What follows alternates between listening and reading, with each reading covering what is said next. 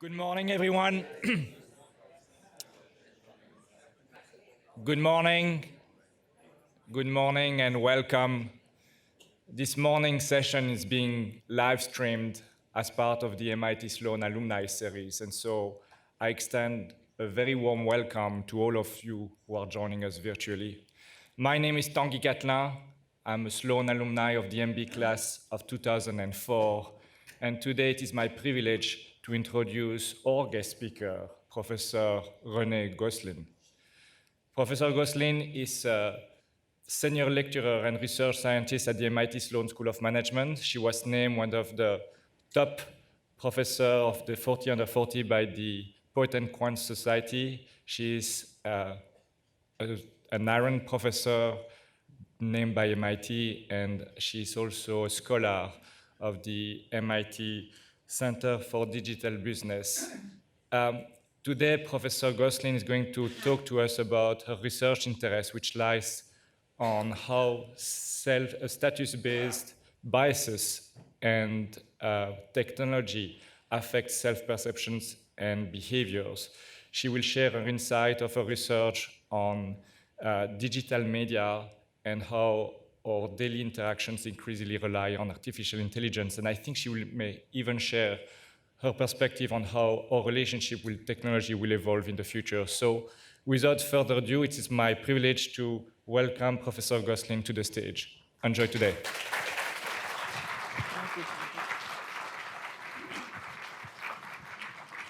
Thank you, Tanguy. Hi, everyone. Thank you for coming out on a Saturday morning, and the sun's actually out. I see some familiar faces. It's so good to see you all. And I hope at the end of this, the faces that I don't recognize will be familiar going forward. So today I want to speak with you about the intersection between behavioral economics and artificial intelligence. How the decisions that we make are increasingly being outsourced to technological algorithms, and what that means for things like performance, satisfaction, and for how much we want to control the choices that we make, and when we're comfortable letting the algorithm kind of do the heavy lifting for us. So for those of you who've taken my MBA class, you may recall it's called the Art and Science of Branding. And so as we talk about technology and behavioral economics, this is the type of content that I didn't share or I wouldn't share in an MBA class generally, because it's essentially branding for non-dummies or branding for nerds. And I mean that in the best possible way of nerd pride, in that I want to take you back to thinking about certainly strategic implications, but I want to share with you some research that provides some rigor and gives some teeth to it. Okay, so the average American makes about 35,000 choices per day. You made a choice when you walked in here as to which seat you'd choose, right? You made a choice to come to reunion weekend. And the thing about those choices is that many of them feature what we call goal conflict. This idea that there's a tension between what I should do and what would benefit me in the long term and what's kind of pleasurable and fun to do right now. So I should save money because I'm going to retire someday, but gee, that car looks really good, or those new shoes are really appealing. That's a goal conflict. Or I want to be healthy for the long-term sort of preservation of my body, and I might want something a little sweet. Now, I could have this apple, but boy, that chocolate cake sure is compelling. Or when you think about energy, right, and you think about using sort of clean technologies, I should be sort of in a mode of energy conservation and turn the lights off when I leave the room, but, you know, that's too onerous a task to ask of me to do, and so I'd like to just not think about these things and go along my merry way. Now, how do we then process these 35,000 choices? They are cognitively sort of overloading. Now, this image of the iceberg is a pretty classic image that depicts how the human brain is brilliantly suited to make this navigation of choices. The tip of the iceberg, which is the smallest part, represents the conscious mind. And the conscious mind can process, regardless of intelligence, about as much information as fits on a Post-it note. Okay, maybe if you went to MIT, maybe a legal pad, but still. We simply are cognitive misers because we can't process all of it, right? You go to a store, you go to buy some toothpaste, and there are like 4,000 choices. You don't pick up each and every box to read the ingredients, to read the features, and so you make these shortcut decisions. Now, fortunately for us, even though we have these heuristics, which are mental shortcuts that allow us to leave the supermarket within, fewer than 7 hours, we have beneath the surface of the iceberg the processing of the non-conscious mind, right? And thank goodness for that, because you really wouldn't be able to get much else done. You'd be sitting here in your chair thinking, heart, don't forget to beat. Lungs, don't forget to breathe, right? Now, this is a wonderful arrangement of the human mind, and it allows us to navigate these choices. So I want to do a pop quiz with you now. You're back, why not take a quiz? Imagine you're driving down a road, much like this one. It's dark. There are trees and bushes. As you're driving, out pops an animal, a deer. What do you do? Slam the brakes. That was a relatively easy question. So A+, don't you feel good that you've come back? Absolutely. You slam the brakes. Now, that was a decision that you could make fairly quickly, right? You didn't have to sit there and think, well, what is the velocity of the vehicle? And what is the mass of the deer? And what are the implications? No. And so you were able to make that decision quickly because you used what is called System 1.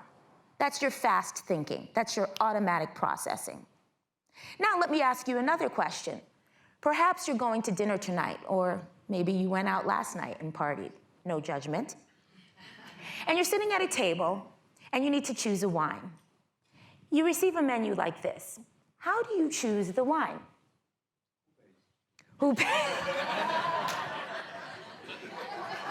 The correct answer was just given, which is who pays.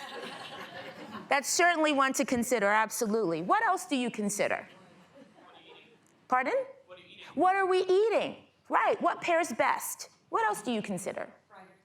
Price, sure. And so you may consider things like, what have I had in the past? What are my preferences? What is everyone here at the table drinking? So on and so forth. That is a far more deliberative choice, right, than the choice to slam the brakes when you see the deer. And that is indicative of System 2 processing. That's your deliberative thinking slow. That's if I ask you, what's 24 times 17 times 12? That takes a much longer time to sort out than what's 2 plus 2. Now, this may be familiar to you if you're familiar with the Nobel Prize-winning research and the book Thinking Fast and Slow. This System 1, System 2 arrangement. And so when we think about the iceberg and we think about System 1 and System 2 and heuristics, it's really a wonder, the human mind, right? And what's also wonderful is that you could read this sentence, and even though it's riddled with typos, that was there on purpose. I saw the faces of embarrassment on my behalf. I appreciate that. Even though there are 3 typos here, you can understand this sentence because you've seen the words mindful, affect, and decisions repeatedly, and you need not read each individual letter to make sense of it. That's heuristics at work. But the thing about these heuristics is that they're also laden with bias. For instance, in research, people were asked to do cognitive tasks, math and verbal problems, and they were randomly assigned to 2 conditions. In one condition, they received a pen with the MIT logo on it. In another condition, they received the identical pen with no logo on it. These were not MIT students or affiliates. These were regular people, if you will. And in these experiments, I count myself amongst those, by the way. And in these experiments, although the task was identical, although people were randomly assigned, and although the pen functionally was the same, the people in the MIT pen condition said they felt more intelligent while doing the tasks. So you might want to visit the Coop before you leave Cambridge. Okay, and in some other experiments, right, people were given wine. And they were randomly assigned to 2 conditions. In one condition, the wine bottle label said, made in France. In the other condition, the label said, made in North Dakota. Now, I don't know about you, But if we were to play Family Feud, and we were to ask people, what are their associations with France? People might say wine, people might say cheese, Paris, the Eiffel Tower. And if we ask people what their associations are with North Dakota, I think if we did it Family Feud style and we pulled someone off the street, they either would answer, I don't know. They might give something incorrect. They might say Mount Rushmore, or they might say cold. But either way, these would not be conducive to positive associations with wine in particular, right? And indeed, in these experiments, the people in the made in France condition reported the wine as being more delicious than the people in the made in North Dakota condition, even though the wine was identical, and even though people were separated and didn't know that there was another condition being run. They also said that food was more delicious and the people were more interesting and charming. So consider that the next time you're invited to a dinner party and you go and grab a bottle of Yellowtail. You might want to reconsider. And other experiments done here at MIT had people consume energy drinks and then run on a treadmill. Now, whether or not you think energy drinks actually increase your energy is beside the point. People were randomly assigned to pay for participation full price or to receive a 10% institutional discount. So let me do another pop quiz. I have here a nice bottle of water. Imagine I have two of these. They're identical in every way, function, content, etc. Now, how many people here, if given the option of the identical bottle of water, would prefer to pay full price over receiving a 10% institutional discount, meaning MIT affiliate discount? How many people would prefer to pay full price over a 10% discount? Wow, you guys are really smart. Absolutely, why pay more? And so people were randomly assigned to either the full price or the 10% discount condition. But although the product was identical, the people in the discount condition performed worse on the treadmills than the people in the full price. And then research done right here at MIT by my team and myself had people use a product that purports to increase mental acuity. This is a real product developed by a neuroscientist called BrainAge. It's a bunch of mental calisthenics. And whether you believe these things work is beside the point again. We asked people to train with this, to use it, and then we tested their performance afterward. Now, the thing about this experiment is that people were randomly assigned to either condition where they were told that this product was developed by people at MIT or developed by people at the University of Phoenix. Identical product, training, and testing. Now, I have a sense of which one you all would prefer. But the people in this experiment actually were not affiliated with MIT, nor were they affiliated with the University of Phoenix. And although the people said in these separate conditions that they would prefer the MIT product, they had a higher willingness to pay, 35% higher willingness to pay. They felt more prepared, and they felt more confident. They performed worse in the MIT condition every time. What is going on here?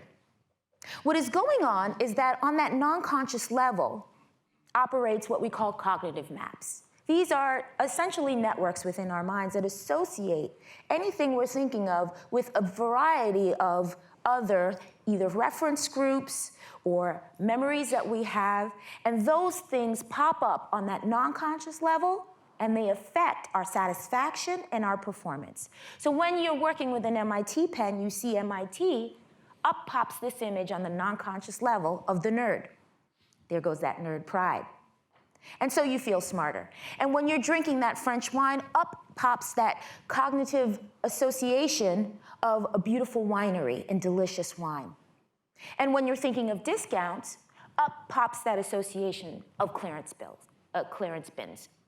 And when you're doing this study, the association with MIT can actually non-consciously intimidate. Now, I should mention, in this final study, we were able to turn off this effect. where we asked a bunch of MBAs to train with the product, and we tested them and their performance. These were MIT MBAs. And we, in this experiment, randomly assigned some of the MIT MBAs to a condition where they learned about a student, a fictional student named Eric, who was like them and was at MIT and doing really, really well. We also had another condition in which this fictional fellow student, Eric, was at MIT and struggling. And then we had a control condition in which there was no mention of a reference group, or Eric in this case. And what we found was that when you believe there is someone who is like you, who is at MIT and succeeding, your performance assimilates to that level. When you believe that there's someone like you at MIT and they are struggling, you are experiencing what is called contrast effects, and your performance suffers. And the control condition was right in the middle. I should mention this because it's important that at MIT and at any high-performing organization, we expand the notion of what people like us include and what that reference group is if we're going to truly motivate all kinds of people. And I should also mention that this study included students in the class of 2014. So if you're here and you're in the class of 2014 and you took my class, thank you for doing that as part of the class. And I see some of you right there. So can we applaud those students? Okay, so these heuristics may be biased, and they're subject to what we call nudges. Those are the non-conscious things. MIT nudges the idea of the nerd. France nudges this idea of high-quality wine, and so on. And so what I think about every day is how technology interacts with this. How, as we increasingly outsource choice and outsource cognitive task and cognitive labor to algorithms, does that improve our ability to minimize these sort of cognitive traps? Does that get us into more cognitive traps? And what do we do as a result? So this idea that we're moving from this Homo economicus, right, which is the way we talk about Homo sapiens, who are rational thinking actors, to something called Homo technologicus, where our minds are really co-creating with technology. And it is different than independent algorithms and different than independent human thinking. And what then does Homo technologicus do when they're faced with all of these cognitive biases? And so I talk about a system 3 as being something we should consider, not just the system 1 fast thinking, the system 2 slow thinking, but system 3 being almost cyborgian as you listen to, navigate, and interact with algorithms on both a conscious and a non-conscious level. So from a strategic standpoint, I'd like you to think about whatever sort of customer experience that you have, whatever decision journey that your team has, as not just as sort of one route of getting from the beginning to the end, but rather as a series of touch points. And at each touch point, we have these choices that are made and that are mediated by technology. Deconstruct the customer journey into these series of touch points and think about how you can nudge at each of these touch points to improve satisfaction, to improve the journey, to improve performance. So, one example of this, a country, a developing nation, wanted to increase the entrepreneurial sort of activity of its citizens. Now, there were lots of people who wanted to be entrepreneurs, but money isn't as available to everyone, right? And so this country set aside this pot of money and wanted to sort of get people to come and be involved in entrepreneurialism and sort of get from point A to point Z. The problem was that people weren't going for the money. Now, free money is the easiest sell in the world. You don't have to do much convincing. And yet, though there was this free money, people weren't going for it. Now, thinking about how you obtain this money led us to ask, what does the touch point look like? How do you begin that journey to obtain that money? And they said, sure, have a look. So I want to share with you what this touch point looked like. This is what you had to do to obtain that money and get the support. Why on earth, then, do people have difficulty submitting taxes? Why on earth, then, do people have difficulty getting this money? When you look at this paradox of something that is obviously desirable, but there are few takers, that should set a light bulb off in your mind to say, maybe this is an opportunity for a nudge. And so I want you to think about this framework in a way where you take the customer journey and you take the decision tree and you reorient it with nudges such that you play a game of chutes and ladders. Okay, how many of you are familiar with chutes and ladders? All right. So for those of you who are not, chutes and ladders is a children's game, and the object of the game is to get as far as to 100 as quickly as possible. So if you land, for instance, here on 28, that's awesome, because you take this ladder right on up to 84. But if you land here on 87, that's unfortunate, because now you've slid all the way back down to 24. When you think about optimal choice and being a choice architect, think about creating a customer journey that is like chutes and ladders, inverted. By that I mean, in this game, ladders are good, chutes are bad. But if you invert it and you think about getting from point 100 down to point 1, that's different. Now, chutes are awesome, and ladders are problematic. Why? Because ladders are effortful. You need to pay close attention. You need to balance lest you fall. You need to be precise. Whereas chutes are super easy and give you instant gratification. In fact, people have been known to literally say, "wee," when they go down a chute. When you look at your customer journey, when you look at your platform, when you look at what people need to do to perform, where are there ladders that could be converted into chutes? Are you making the journey more difficult? And as we increasingly outsource choice and have these cognitive biases, we need to be deliberate in creating UXs, creating customer journeys that get people out of their own way, that convert ladders into chutes. And so I want to share with you 5 examples of cognitive biases that are opportunities for nudges, nudges that turn ladders into chutes. So here we have a variety of countries with organ donation. And as you can see, these countries here on the right-hand side under the red have a very high percentage of citizens who are organ donors. And these countries here pale in comparison. The difference between these countries and this don't really have anything to do with things like language or religion or topographic maps and things. Really has to do with one thing: the fact that here, donation is the default.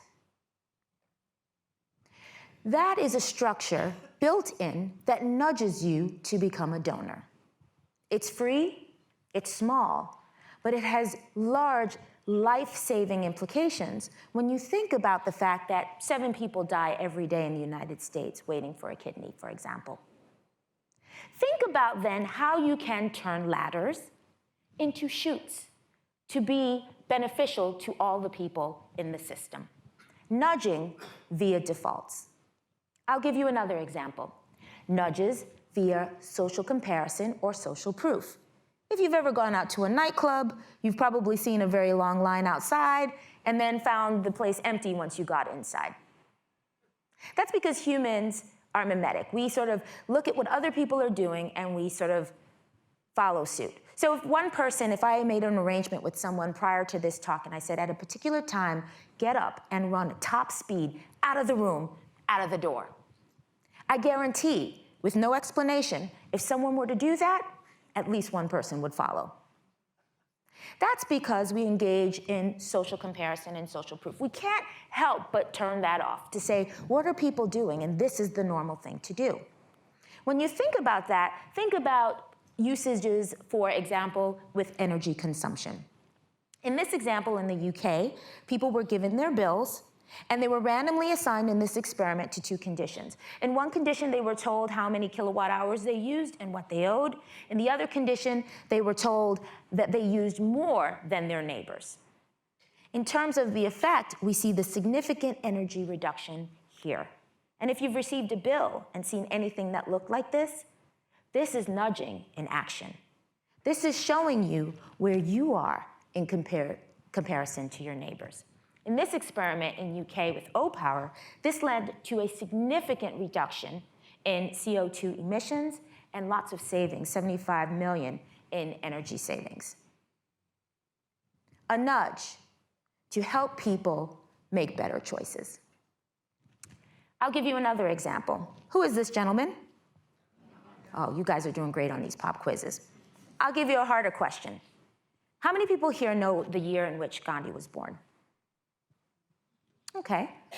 How many people here know the year in which Gandhi passed away? Okay, that's fine. Because this is an exercise to understand how people draw conclusions when they don't have the exact information, when you don't have Wikipedia, so don't even look. In an experiment then, people were asked how old was Mahatma Gandhi when he died? And people were randomly assigned to two conditions. Each condition received that question, but they were preceded by a different question. In one condition, did Mahatma Gandhi live beyond age 140? What is the answer to that question? No. On a scale of 1 to 10, 1 being the easiest, 10 being the most difficult, how difficult is that question? A 1, because no human has ever lived beyond 140, to our knowledge. Okay. In the other condition, then, people were asked a similarly easy question that was easily answered. Did Mahatma Gandhi live beyond age 9? The answer, of course, is yes. I just showed you a picture of the man as an adult. Great. Here we have equally easy questions, and here we have equally difficult questions without perfect information. Now, let us find out in this experiment how people responded. What you find is that the number 140 and the number 9 serve as anchors. And as a result, there is a 17-year average answer difference in these two conditions. Anchoring. What numbers are in the environment when your customers or your teams are making judgments? Do people anchor on those numbers? Because we know that human beings non-consciously anchor and insufficiently adjust. What are you doing in your journey to nudge people to make better estimates? Because leaders have to make decisions with imperfect information, and therefore they are subject to anchors. Give you another example of this, nudging via commitment bias by aligning goals and rewards. This is what Uber looks like if you're a driver. I don't know how many people sort of have seen this version of the platform, but if you were a driver for Uber, this is what you see before you log off for the day. Now, the thing about the Uber business model is it is beneficial for them to have as many drivers available at any given time so that when you want to ride, you get it right away. Now, when you're going to log off then, Uber has created this nudge. Up pops this that says, aha, make it to $40. And you are very close. You're only $6 away. Are you sure you want to go offline? Keep driving. Nudging, commitment bias. I'm so close. I've waited for the bus for 15 minutes. I can't leave now. Keeping people going with these nudges. And last but not least, nudging via priming and reducing effort. If you've ever used Netflix, you'll know that as an episode is ending, up pops a preview of the next episode, and it says the next episode is starting in 28, 27, 26, 25 seconds. And before you know it, 6 hours have passed and you haven't left the couch. I'm not talking about any of you, I'm sure. But this is how we end up binging, right? Game of Thrones in a weekend. We won't talk about the ending. This is a nudge, right? Because people are not only cognitive misers, they're physical misers as well. They don't like to expend effort. Do you create a UX that takes into account the fact that you can nudge to keep people going, priming them in this way? And so when we think about all of these things, we need to think about, of course, the impact, which I'll talk about in a second. But one thing you can do after you leave here today then is you can look at your entire customer journey, and you can look at each stage in that journey, each touch point, what emotions are evoked, and whether or not you have a nudge there.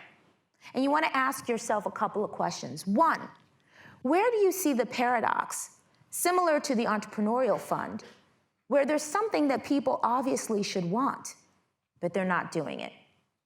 Typically, when that paradox exists, that means that there's a ladder where there should be a chute. The other thing is, you want to embrace data. You can do experiments at each of these touch points, gain data, and reorient them or recraft them immediately. Where can you do these experiments at these touch points? And how can that inform your strategy moving forward? So in my remaining time, I want to share with you some current research that's percolating to keep you kind of up on the latest and hopefully greatest. So this project is about the integration of AI and humans into choice. Now, I mentioned that we do outsource more and more of our cognitive tasks. We do it in a variety of examples: when we're driving, when we're dating, when we're managing energy. And so there are societal implications to all of these nudges that are built into these algorithms. For example, if you use Waze to drive, I know I do,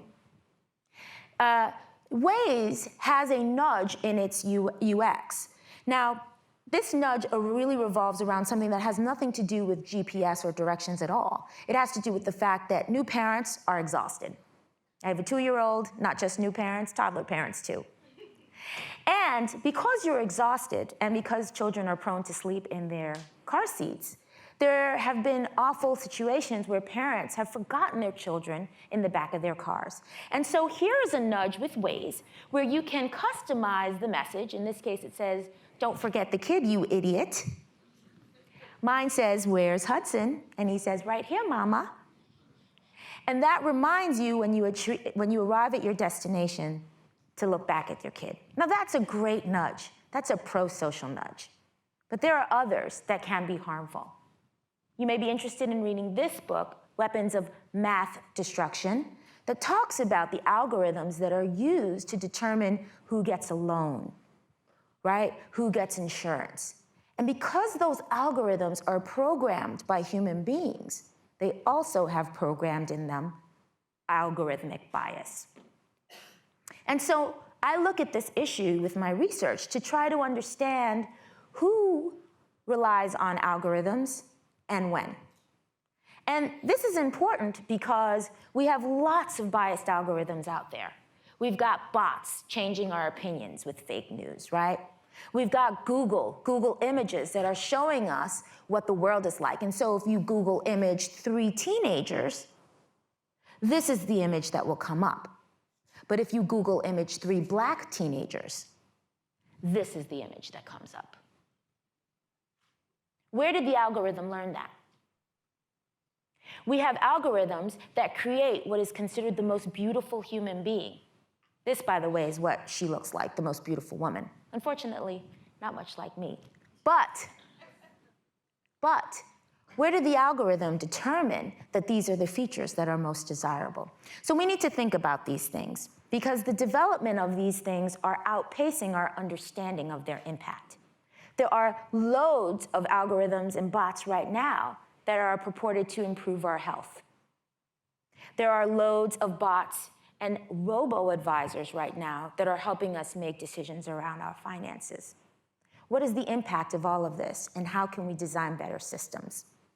So with this research, we asked, who is more likely to embrace AI-enhanced decision-making? Now, this reliance on System 1 or System 2 actually varies across the population. Many people are overconfident, and so they make System 1, or they're prone to making System 1 choices. Other people are more deliberative, and they make more System 2 oriented choices. Which people are attracted by AI? Which people outsource to AI more? And how can we measure this? So with our research, we used what's called the Cognitive Reflection Test, the CRT. It's a well-established test that measures essentially the degree to which you rely on System 1 or System 2.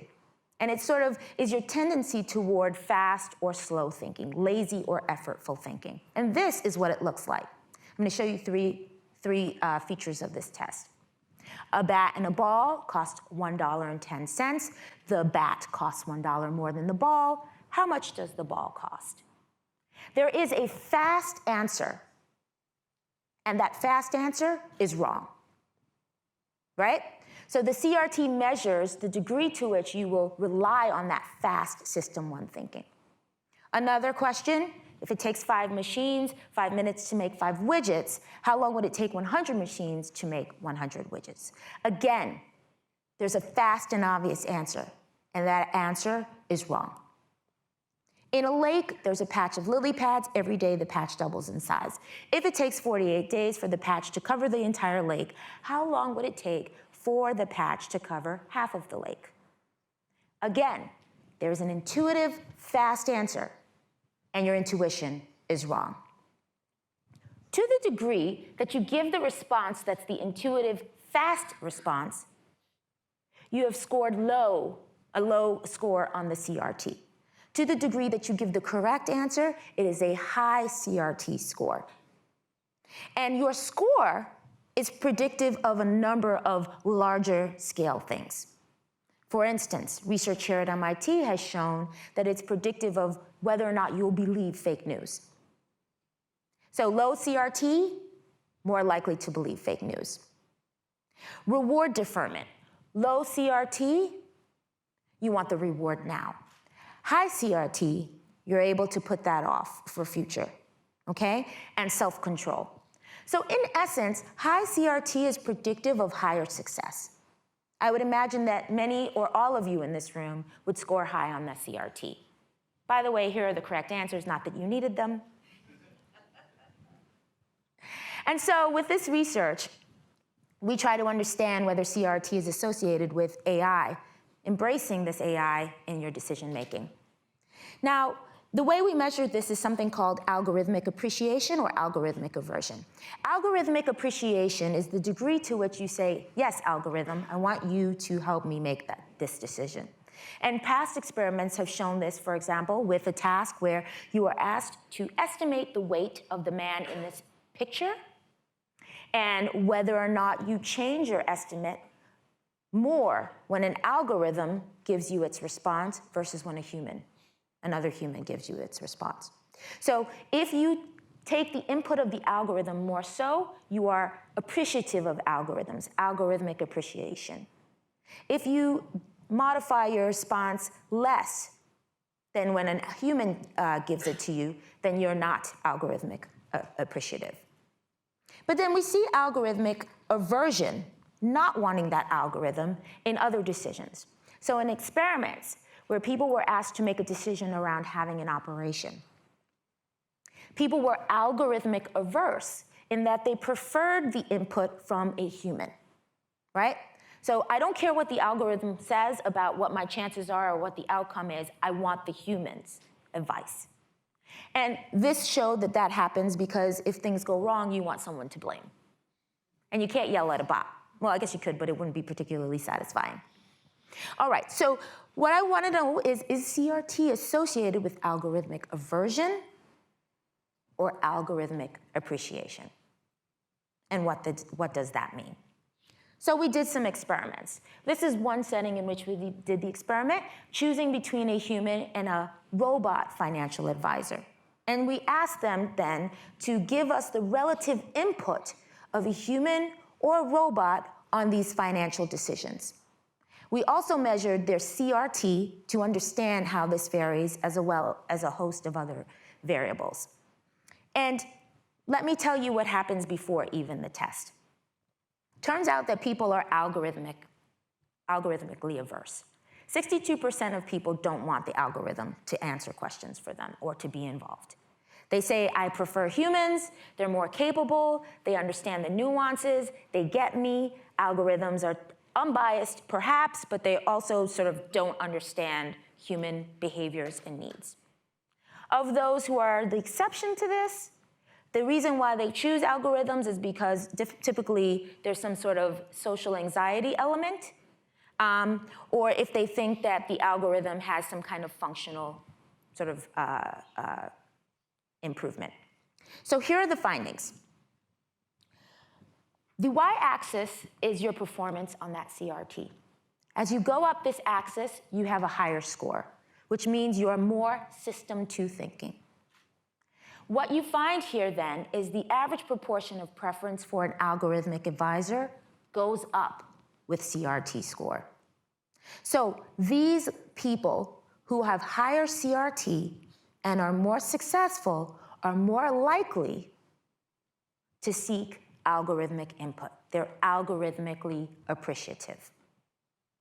What that means then is we need to be really, really careful about algorithmic bias. Because these folks who are the ones who are making decisions and are quite powerful are embracing algorithms more so than the people who are actually lower down in the status hierarchy. And so with this research, we are trying to understand ways that we can sort of look at this audience and figure out how they can improve their decision making while also understanding that their performance on CRT is predictive of being confident in their decisions as well. So in my remaining time, I want to talk to you quickly about building breakthrough platform UX. Digital collaborations with consumers are everywhere.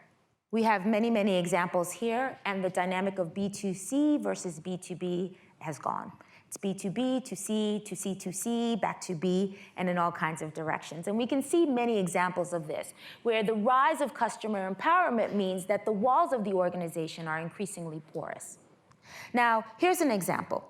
We have a customer with a need. Her name is Miss EW. She has a problem with her MacBook and malware. She goes to Mac forums and says, this is a problem, and she gets a response from this person who does not work for Apple, named MacJack, and he solves the problem for her. The question, though, is why? Why would a customer go to Apple forums and talk to another customer, and why would that other customer work for free to solve the problem for Apple? The answer is probably, you can see here that MacJack is level 9, and he has 59,422 points. Do you know what the US currency conversion of 59,422 Mac Forum points is? Goose egg, that's right. 0. It's worth nothing. And we know he's level 9, but we don't know how many levels there are, actually. Why do people do this? They do this because there's value being exchanged. For Miss EW, she's getting out of this a solution to her problem quickly in a language she understands. For MacJack, he's getting the sort of status of having 59,000 plus points. But for the firm, they're getting all of this effort for free. And they don't have to hire a huge customer service department because people are working together.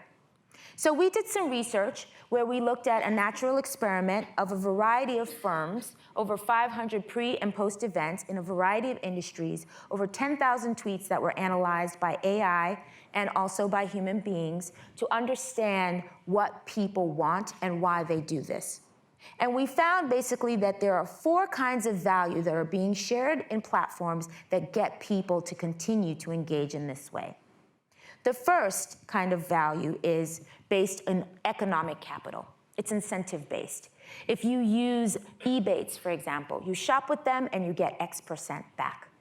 But the thing about economic capital is it's easily replicated. If you give me 3%, someone else only has to give me 4%, and now I'm gone with them. So the next kind of capital that customers want out of their platforms is cultural capital. This is what happens in Apple forums. It's an opportunity to self-express your knowledge, to be part of this culture of Apple, and to demonstrate a lifestyle. People also do this in wine. The third kind of capital in these platforms is social capital. Those are social networks. On Reddit, for example, people write entire prequels and backstories of characters for all different kinds of shows and movies for free. They do it because in these communities, they get out of it social capital, where they increase these social networks with like-minded people, and they derive value in this way. The firm in exchange gets their information and their participation. And finally, information capital.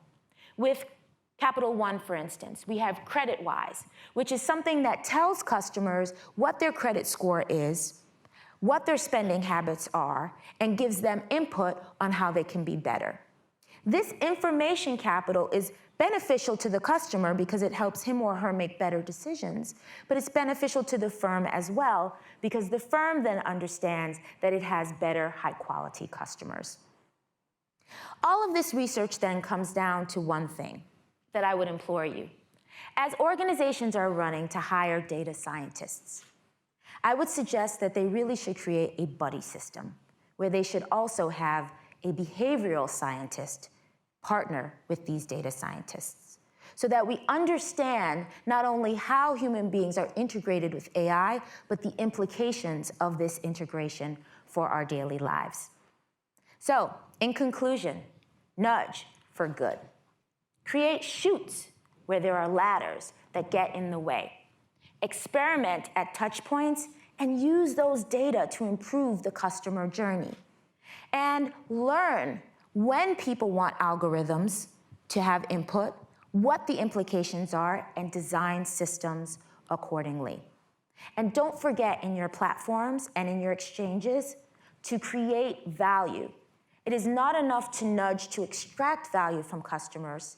You must also give value in return if you want platforms that have true competitive advantage. Thank you.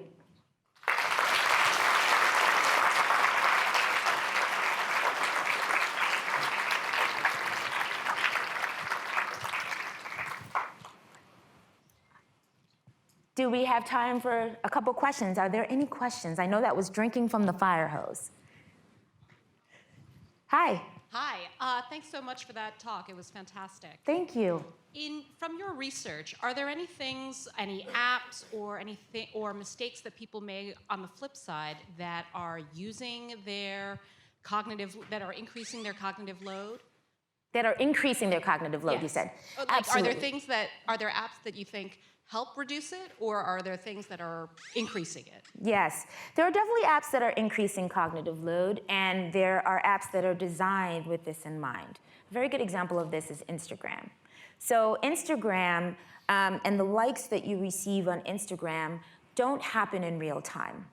The Instagram algorithm holds back the likes and then gives you a flush. It just gives you a surge of likes to increase that sort of positive affect that you get from receiving positive social feedback.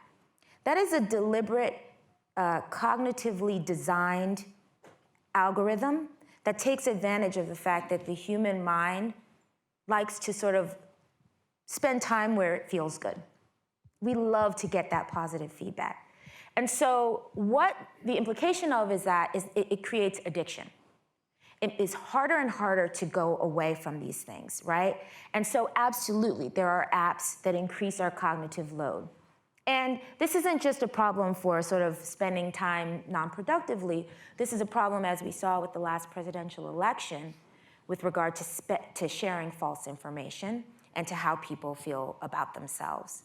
With regard to apps that are reducing cognitive load, there are a lot of companies now that are realizing that people are having negative experiences with their technology and that the risk of that is being criticized on a large scale. And so even with Apple, what they're doing now is they're messaging you about how much time you've been on using the product, and they're trying to decrease the likelihood that you'll have this cognitive overload. Whether they're going as far as they could is another question altogether. But financial service firms are increasingly developing apps and platforms that take behavioral science into account and take all of this information and they're giving it to you in a way that reduces the cognitive load and allows you to make better decisions more often. And we have time for one more question. One more.